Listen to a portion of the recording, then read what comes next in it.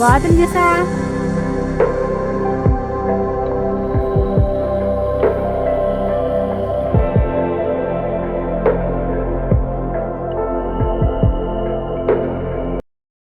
నమస్తే అండి.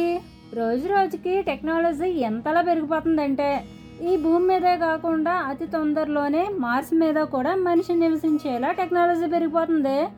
ఇంత హై టెక్నాలజీ కాలంలో కూడా టెక్నాలజీకి దూరంగా అడవి తల్లి ఒడిలో హాయిగా ఉంటే ఆ జీవితం ఎలా ఉంటుందో ఈ వీడియోలో మీకు షేర్ చేస్తాను. టెక్నాలజీకి దూరంగా ఉండే వాళ్ళంటే నాకు తెలిసి ఈ భూమి మీద ఇద్దరు ఉన్నారు. ఒకటి సన్యాసులు, రెండు ఆదివాసులు. మా అమ్మాళ్ళు ఉండే ఊరు ఆదివాసులు ఉండే ప్రాంతమే కాబట్టి అక్కడ వాళ్ళ జీవన శైలి ఎలా ఉంటుందో, వాళ్ళుండే ఇళ్ళు ఎలా ఉంటాయో అన్నీ మీకు షేర్ చేస్తానండి. అయితే నేను అమ్మాళ్ళ ఇంటికి పిల్లల్ని తీసుకొని రీసెంట్గా వెళ్ళానండి. వెళ్ళే ముందే హెర్బల్ ఆయిల్ తయారు చేయడానికి కావాల్సిన ఉసిరికాయలు, కొబ్బరి నూనె మా ఊర్లోనే కొనేసుకున్నాను. అమ్మాళ్ళ ఊర్లో మందార పువ్వులు, కలబంద ఎక్కువగా ఉంటాయి కాబట్టి ఆయిల్ ఈసారి అమ్మాళ్ళ ఇంటి దగ్గరే రెడీ చేద్దామని ఆయిల్, ఉసిరికాయలు కొనేసుకున్నాను. ఈ కొబ్బరి నూనె ఏంటి, ఉసిరికాయలు ఏంటని కొత్తగా చూసే వాళ్ళకి అర్థం కాకపోవచ్చు. నేను ఆన్లైన్ బిజినెస్ చేస్తున్నానండి. నా ప్రోడక్ట్స్లో న్యాచురల్ పద్ధతిలో హెర్బల్ ఆయిల్ నేనే తయారు చేస్తానండి. ఆ ఆయిల్ తయారీ కోసమే కొబ్బరి నూనె, ఉసిరికాయలు కొనుక్కున్నాను. నేను స్వచ్ఛమైన కొబ్బరి నూనెను నూనె పట్టించే గానుగ దగ్గరే కొనుక్కుంటానండి. వీళ్ళ దగ్గర కల్తీ లేని కొబ్బరి నూనె ఉంటుందండి. అందుకని వీళ్ళ దగ్గరే నమ్మకంగా తీసుకుంటాను. చాలా వరకు నూనె మంచిగా కనిపించడానికి ఆయిల్లో రిఫైండ్ ఆయిల్ మిక్స్ చేస్తారండి. ఇప్పుడు నేను తీసుకున్న కోకోనట్ ఆయిల్లో ఎలాంటి రిఫైండ్ ఆయిల్ మిక్స్ చేయకుండా, కల్తీ లేకుండా ఎండలో బాగా ఆరబెట్టిన కొబ్బరి ముక్కల్ని నూనె పట్టించి అమ్ముతారండి. క్వాలిటీ అయితే చాలా బాగుంటుందండి. ఎప్పుడైనా టైం ఉన్నప్పుడు అది కూడా మీకు వీడియోలో చూపిస్తాను. ఇప్పుడైతే నేను అర్జెంటుగా అమ్మ వాళ్ళ ఊరు వెళ్ళాలి కాబట్టి ఆ ప్రాసెస్ మీకు చూపించట్లేదండి. అమ్మాళ్ళ ఇంటికి వెళ్లే ముందు అత్తయ్యని, సిరిని ఎండు రొయ్యలు క్లీన్ చేసి రెడీగా ఉంచమన్నాను. 1/2 kg ఎండు రొయ్యలు ఆర్డర్ చేయండి, అందుకని రొయ్యలు క్లీన్ చేయమని చెప్పాను. మన ప్రోడక్ట్స్లో సీ డ్రై ఫ్రూట్ కూడా ఉంటుందండి. అందులో ఎండు చేపలు, ఎండు రొయ్యలు, నత్తళ్ళు ఉంటాయి. అయితే రొయ్యల్లో 2 రకాలు అమ్ముతామండి. ఒకటి క్లీన్ చేసినవి, 2 క్లీన్ చేయనివి. క్లీన్ చేసినవి కొంచెం కాస్ట్ ఎక్కువే ఉంటాయండి. ఎందుకంటే ఇవి క్లీన్ చేయడానికి చాలా టైం పడుతుందండి. అందుకనే నార్మల్ రొయ్యల కంటే క్లీన్ చేసిన రొయ్యలు కాస్ట్ ఎక్కువ ఉంటాయి. ఇలా అత్తయ్యని, సిరిని ఎండు రొయ్యలు క్లీన్ చేయమని చెప్పి నేనేమో ఆయిల్ మరగబెట్టడానికి పిడకలన్నీ ఎండలో ఆరబెట్టుకున్నాను. అమ్మాళ్ళ ఇంటి దగ్గర ఆయిల్ తయారు చేస్తాను, వచ్చిన తర్వాత మా ఇంటి దగ్గర కూడా తయారు చేస్తానండి. మధ్యలో వర్షాలు కురుస్తున్నాయి కాబట్టి పిడకలు కొంచెం తడితడిగా ఉన్నాయి. అవి ఎండలో ఆరబెట్టుకొని ఆయిల్లోకి మా పెరట్లో ఉన్న గోరింటాకు, కరివేపాకు కోసుకున్నాను. అమ్మాళ్ళూరులో గోరింటాకు, కరివేపాకు ఉంటాయి కానివ్వండి, నాకు ఎక్కువ క్వాంటిటీలో కావాలి కాబట్టి మనకి కావలసినంత పక్క వాళ్ళ చెట్లవి కోయలేం కాబట్టి మా చెట్టువే కోసుకొని పట్టుకు వెళ్ళాను. ఇక మందార పువ్వులంటే ఒక్క రోజులోనే వాడిపోయి వేస్ట్గా పోతాయి కాబట్టి అవైతే ఎన్ని పువ్వులైనా సరే అడిగి కోసుకుంటాను. నేను మా పెరట్లో వేసిన గోరింట చెట్టు, కరివేపాకు చెట్టు నాకు ఈ రకంగా ఉపయోగపడుతుందని అసలు ఊహించలేదండి. అలా అన్నీ రెడీ చేసుకొని పిల్లల్ని తీసుకొని అమ్మాళ్ళ ఇంటికి బయలుదేరామండి.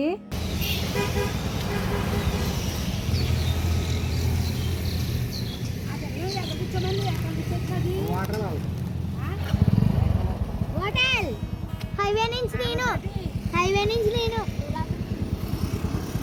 సరే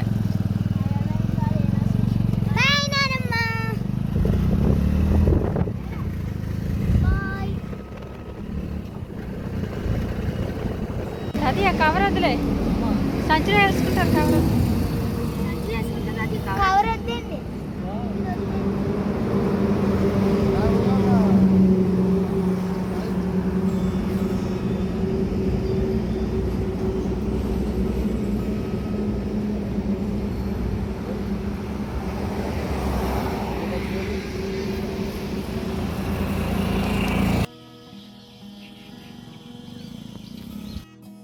మేము వెళ్ళే దారిలో పెద్ద వయసులో ఉన్న వాళ్ళు రోడ్డు పక్కన ఏమైనా పెట్టుకొని అమ్ముతున్నట్టు కనిపించారనుకోండి, వాళ్ళ దగ్గర ఎంతో కొంత కొనుక్కోవడానికి ట్రై చేస్తాము. అలా రోడ్డు పక్కన జాంకాయలు అమ్ముతూ ఒక పెద్ద ఆయన కనిపిస్తే జాంకాయలు కొనుక్కొని అవి తినుకుంటూ తిరిగి మళ్ళీ బయలుదేరామండి. వర్షాకాలంలో అమ్మాళ్ళింటికి వెళ్ళే రోడ్డు ఎలా ఉంటుందండి? దారి మొత్తం ఇలానే ఉండదు, కానీ కొంత దూరం వరకు అయితే ఇలానే ఉంటుందండి. అమ్మాళ్ళు ఉండే ఊరు ఆంధ్రప్రదేశ్లోని అల్లూరి సీతారామరాజు జిల్లాలోని ఒక మారుమూల గిరిజన ప్రాంతం అండి. అల్లూరి సీతారామరాజు జిల్లా అంటే దట్టమైన అడవులతో, గిరిజన ప్రజలతో ఎటు చూసినా పచ్చదనం కనిపిస్తూ ఎంతో సుందరంగా ఉంటుంది. అయితే అమ్మ వాళ్ళ ఊరికి ఆర్టీసీ సౌకర్యం అయితే లేదండి. ఆటోల్లోనూ లేదా ఇలా సొంత వాహనాల ద్వారానే ప్రయాణించాలి. ఆర్టీసీ సౌకర్యం ఉండాలంటే రోడ్డు సౌకర్యం ఉండాలి. ఒక 15-16 సంవత్సరాల క్రితం అయితే రోడ్డు సౌకర్యం కూడా ఉండేది కదండి. ఇప్పుడు మీరు చూస్తున్నారు కదండి, ఈ రోడ్డు ఎలా ఉండేదో అంతకంటే దారుణంగా ఉండేది. ఎవరికైనా మెడికల్ ఎమర్జెన్సీ అయితే హాస్పిటల్కి తీసుకువెళ్ళడం చాలా కష్టంగా ఉండేది. కొన్నాళ్ళ తర్వాత మా నాన్నతో పాటు మరికొందరు ఫైట్ చేయడంతో ఇదిగోనండి ఇలా ఒక చక్కని రహదారి వేశారు. ఈ రహదారి నుండి ప్రయాణిస్తున్నప్పుడు మెలికలుగా మలుపులు తిరుగుతూ రోడ్డుకి ఇరువైపులా పచ్చని చెట్లు మనల్ని ఆహ్వానిస్తున్నట్టు, ఎలాంటి ట్రాఫిక్ సౌండ్స్ కానీ పొల్యూషన్ కానీ లేకుండా జర్నీ చాలా హాయిగా ఉంటుందండి.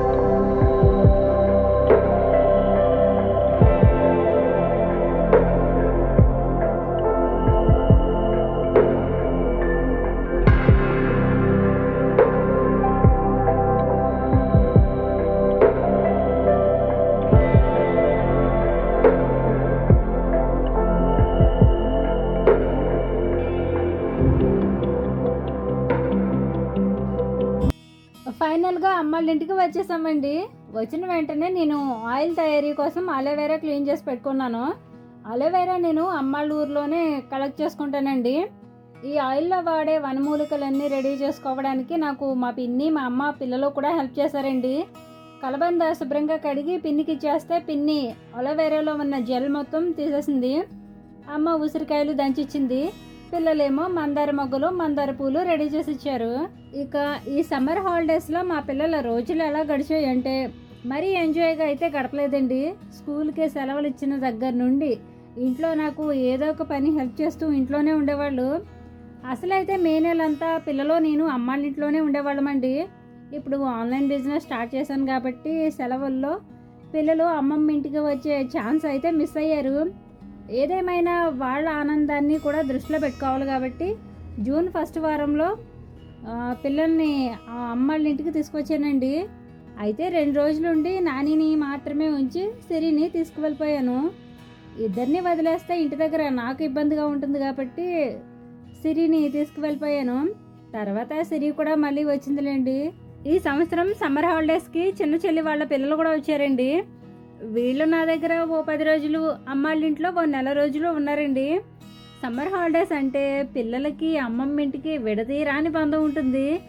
అమ్మమ్మ తాతయ్యలతో తీపి కబుర్లు, అమ్మమ్మ చేసిన వంటలు, సాయంత్రం అయితే మల్లెపూలు కోసి మాలగట్టి మనవరాలకి పెట్టి మురిసిపోయే అమ్మమ్మ ప్రేమ, తాతయ్య సైకిల్ మీద కూర్చొని సరదాగా పొలానికి వెళ్ళి తాటి మంచులు, ఈత పళ్ళు తింటూ షికారు చేస్తూ ఎంతో సందడిగా గడిచిపోతుంది.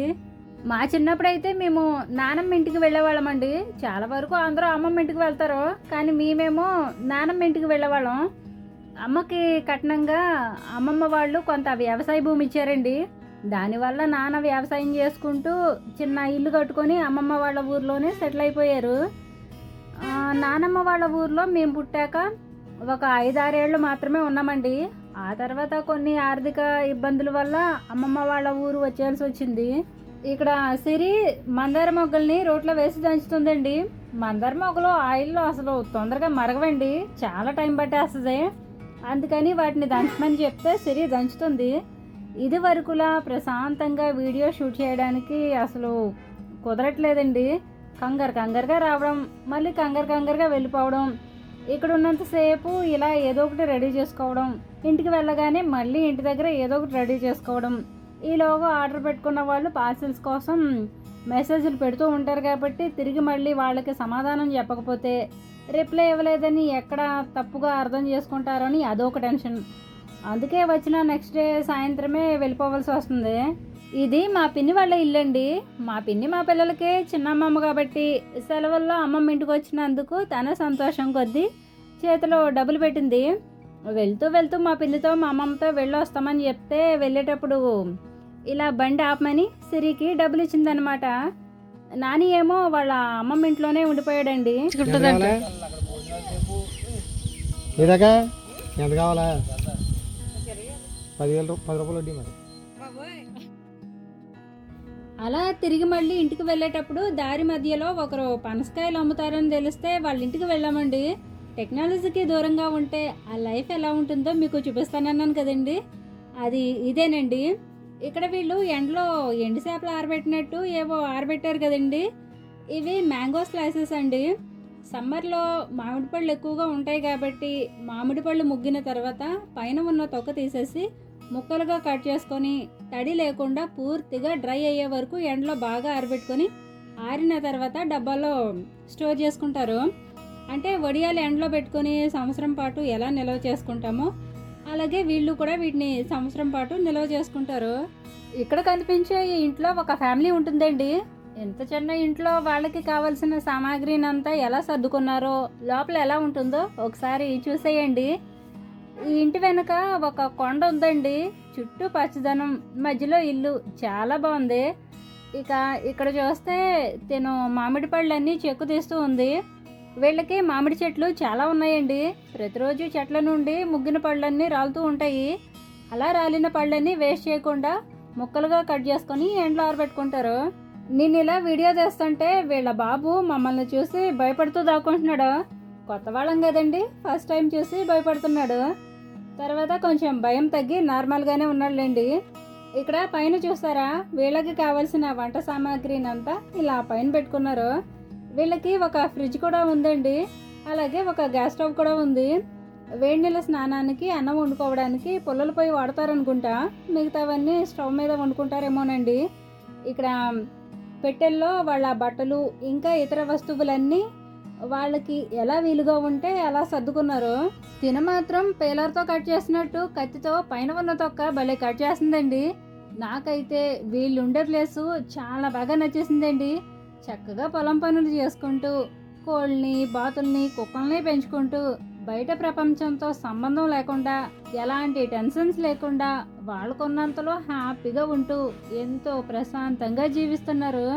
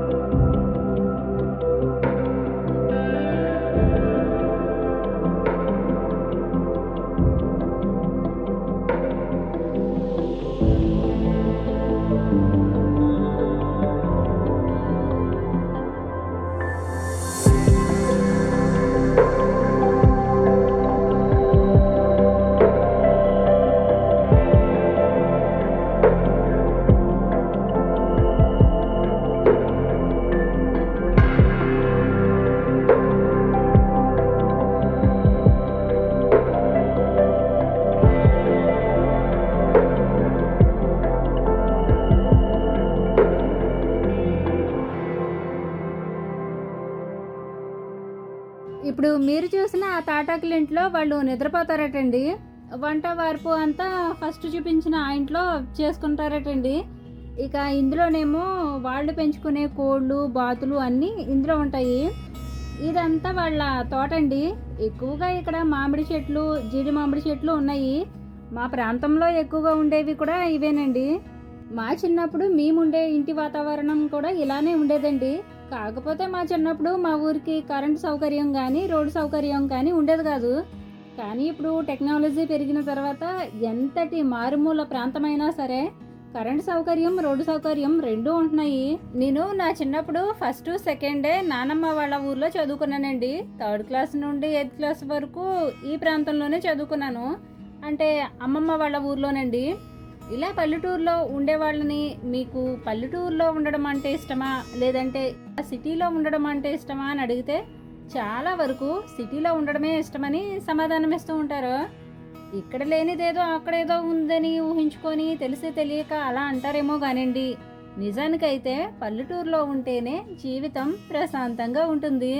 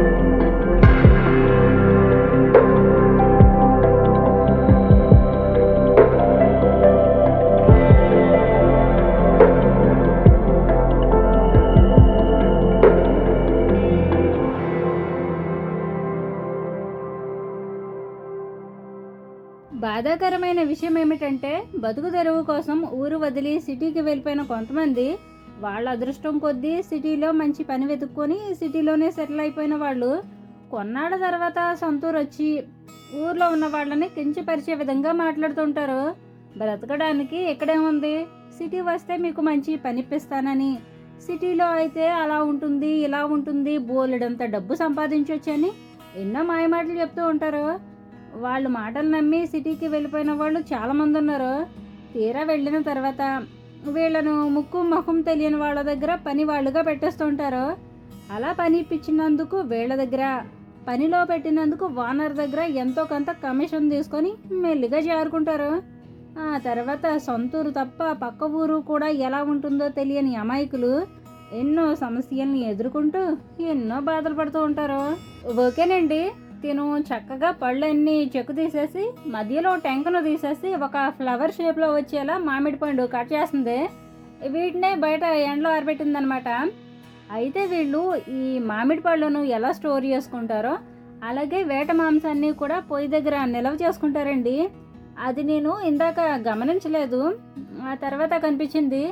ఇలా పొయ్యి దగ్గర మాంసాన్ని ముక్కలుగా కట్ చేసి నిల్వ చేసుకోవడం వల్ల పొయ్యి నుండి వచ్చే వేడికి, పొగకి మాంసానికి బ్యాక్టీరియా కానీ ఈగలు కానీ పట్టకుండా ఫ్రెష్గా ఉంటుంది. వాళ్ళకి ఎప్పుడు అవసరమైతే అప్పుడు వండుకునే ముందు శుభ్రంగా కడిగి వండుకుంటారనమాట. ఫ్రిడ్జ్లో పెట్టిన మాంసానికైనా ఫంగస్ పట్టి పాడైపోతుందేమో కానీ ఈ విధంగా పొయ్యి దగ్గర పెట్టిన మాంసం మాత్రం అస్సలు పాడవదు. వీటితో పాటు పొయ్యి దగ్గర విత్తనాలని కూడా నిల్వ చేసుకుంటారండి. అలా పొయ్యి దగ్గర నిల్వ చేసిన మాంసాన్ని ఏదో అంటారండి, నాకు సరిగా ఐడియా లేదు. ఒకవేళ వాటిని ఏమంటారో మీకు తెలిస్తే కనుక కామెంట్స్లో షేర్ చేయండి. ఇందాక సిటీ లైఫ్ కోసం చెప్పాను కదండి, పల్లెటూరుతో పోలిస్తే బ్రతకడానికి సిటీలో ఎన్నో అవకాశాలు ఉంటాయి. కానీ పండించడానికి వ్యవసాయ భూమి లేకుండా, ఉండడానికి సొంత ఇల్లు కూడా లేకుండా ఉంటే బతుకు తెరువు కోసం సిటీ వెళ్ళిపోవడంలో తప్పలేదు. కానీ అన్నీ ఉండి కూడా ఇంకేదో కావాలనో ఇంకెంతో సంపాదించాలనో అన్నీ వదులుకొని వెళ్ళిపోతే వెళ్ళిన కొత్తలో తెలియకపోవచ్చు, కానీ కొన్నాళ్ళ తర్వాత మనమేం కోల్పోయామో తెలుస్తుంది. మనం ఎప్పటికీ హ్యాపీగా ఉండాలంటే పక్కవారితో అస్సలు పోల్చుకోకూడదు. అలాగే డబ్బు విషయంలో ఎవరెన్ని చెప్పినా కానీ మన కష్టాన్ని మనం నమ్ముకుంటే లైఫ్లో ఎప్పటికీ హ్యాపీగానే ఉంటాం. నాకు అమ్మ వాళ్ళ ఊర్లో ఉండే వాళ్ళ జీవనశైలి అంటే చాలా బాగా నచ్చుతుందండి. ఎందుకంటే వీళ్ళకి రాజకీయాల ప్రస్తావన ఉండదు, కాంట్రవర్సీలు ఉండవు, హంగులు ఆర్భాటాలు అసలే ఉండవు. నెల తల్లిని నమ్ముకొని ఉంటే చేలో ఉంటారు, లేదంటే ఇంట్లోనే ఉంటారు. షాపింగ్లు, షికార్లు, ఎంజాయ్మెంట్లు, ఎంటర్టైన్మెంట్లు ఏమీ ఉండవు. సాయంత్రం వరకు కష్టపడి కడుపు నిండా తిని కంటి నిండా నిద్రపోతారు. అందుకే ఇక్కడున్న వాళ్ళకి షుగర్లు, బీపీలు కూడా చాలా తక్కువగా ఉంటాయి. చాలా వరకు వీళ్ళు తినే ఆహారం అంతా న్యాచురల్గానే ఉంటుందండి. అడవిలో దొరికే ఆకుకూరలు, దుంపలు, పళ్ళు తింటూ ఉంటారు. అందుకే 60 ఏళ్ళైనా సరే చాలా హుషారుగా ఉంటారు. వీళ్ళు టెక్నాలజీకి దూరంగా ఉంటున్నారు కాబట్టే ఏ డిస్టర్బెన్స్ లేకుండా చాలా ప్రశాంతంగా ఉండగలుగుతున్నారు. ఈ ఊర్లో బిఎస్ఎన్ఎల్ తప్ప వేరే నెట్వర్క్ ఏమీ పనిచేయదండి. బిఎస్ఎన్ఎల్ పనిచేయడం కూడా చాలా గ్రేట్ అండి. ఒక మాట చెప్పి రెండో మాట చెప్పంగానే కాల్ కట్ అవుతుంది. ఒకవేళ నాకు ఇంకొక జన్మంటూ ఉంటే గనక వీళ్ళలాగే బ్రతికే ఒక అందమైన జీవితాన్ని ఇమ్మని ఆ భగవంతుణ్ణి కోరుకుంటాను. ఓకేనండి. కొత్తగా ఎవరైనా ఈ వీడియో చూస్తున్నట్టయితే నేను ఆన్లైన్ ఫుడ్ బిజినెస్ చేస్తున్నానండి. నా దగ్గర ఉన్న ప్రోడక్ట్స్ గురించి మీరు తెలుసుకోవాలనుకుంటే స్క్రీన్ మీద కనిపిస్తున్న వాట్సాప్ నెంబర్కి కాంటాక్ట్ అవ్వండి. ఇక ఫైనల్గా మేము మా ఇంటికి బయలుదేరామండి. వాళ్ళ దగ్గర మేము పనసకాయలు కొందామని వెళ్ళాము, కానీ అవి వేరే వాళ్ళు అడిగారటండి. పనసకాయలు దొరకలేదు, కానీ వేరే ప్లేస్లో తేనె మాత్రం దొరికిందండి. తయారు చేసుకున్న హెర్బల్ ఆయిల్తో పాటు తేనె కూడా తెచ్చుకున్నాము. సరేనండి. ఈ సమ్మర్లో మా పిల్లలు హాలిడేస్ మొత్తం నాకు చాలా బాగా హెల్ప్ చేశారండి. స్కూల్ ఓపెన్ చేసే 10 రోజుల ముందే వాళ్ళ అమ్మమ్మ ఇంటికి వెళ్ళారు. ఇక ఈ వీడియోలో టెక్నాలజీకి దూరంగా ఉంటే మన లైఫ్ ఎంత ప్రశాంతంగా ఉంటుందో చూపించాను. మరి ఈ వీడియో లాస్ట్ వరకు చూసిన తర్వాత ఈ వీడియో మీకు ఎలా అనిపించిందో మీ అభిప్రాయాన్ని కామెంట్ చేసి, మీకు ఈ వీడియో నచ్చితే తప్పకుండా లైక్ చేయండి.